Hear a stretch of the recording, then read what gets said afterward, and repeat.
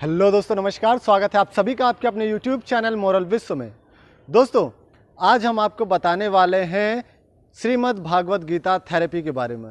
दोस्तों, जैसा कि कहा जाता है कि श्रीमद् भागवत गीता में हमारे हर सवालों के जवाब हैं। तो दोस्तों, ये केवल कहने के लिए नहीं है, हकीकत में ऐसा है। अगर आप श्रीमद् भागवत गीता को पढ़ते हैं उसके सही कॉन्टेक्स्ट के साथ, तो श्रीमद् भागवत गीता हमारे सभी प्रकार के मेंटल प्रॉब्लम्स को दूर करने में सक्षम है। दोस्तों, बात करते हैं श्रीमद् भागवत गीता थेरेपी कब और कहां और कैसे आई। दोस्तों, श्रीमद् भागवत गीता आज से लगभग 5000 साल पहले श्री कृष्ण के द्वारा आई। उसमें श्री कृष्ण ने किस प्रकार से, कितने अद्भुत तरह से श्रीमद् भागवत गीता को बोला, ये जानकर आज भी लोगों के दिमाग चकरा जाते हैं कि मतलब कैसे इतनी अद्भुत जानकारी जो आज भी एक शोध का विषय बना हुआ है। श्रीमद् भागवत गीता की शुरुआत होती है कुरुक्षेत्र के युद्ध से। जब कुरुक्षेत्र में किस प्रकार से दो सेनाएं आमने सामने खड़ी होती हैं, तो उसमें श्री कृष्ण जी किस तरह से अर्जुन को बीच युद्ध के मैदान में ले जाकर खड़ा करते हैं और उन्हें श्रीमद् भागवत गीता का ज्ञान देते हैं। दोस्तों, श्रीमद् भागवत गीता जब हम पढ़ते हैं तो उसका पहले अध्याय में केवल अर्जुन ही बोलते रहते हैं और कृष्ण शांत रहते हैं, वो केवल सुनते हैं।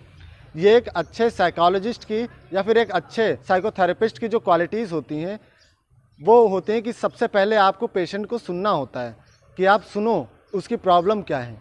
तो सेम श्री कृष्ण ने जो अर्जुन की सारी बातें थी वो सुनी।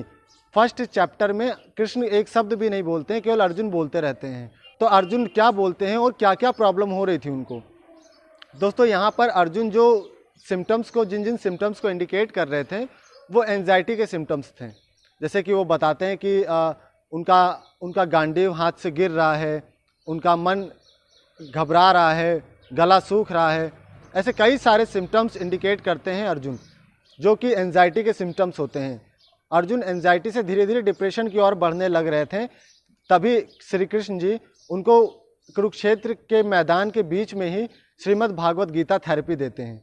और कैसे इस प्रकार की विषम परिस्थिति में भी किस प्रकार से उनकी काउंसलिंग करते हैं, ये हमें श्रीमद् भागवत गीता में देखने को मिलता है, जो कि बहुत ही अद्भुत है।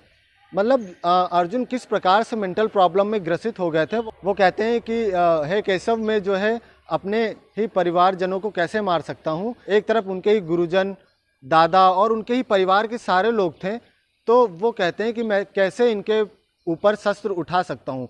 वो इसी चीज़ को बहुत लंबे समय से सोच रहे थे, जिस वजह से उनके अंदर धीरे धीरे एंजाइटी डेवलप होने लगी थी।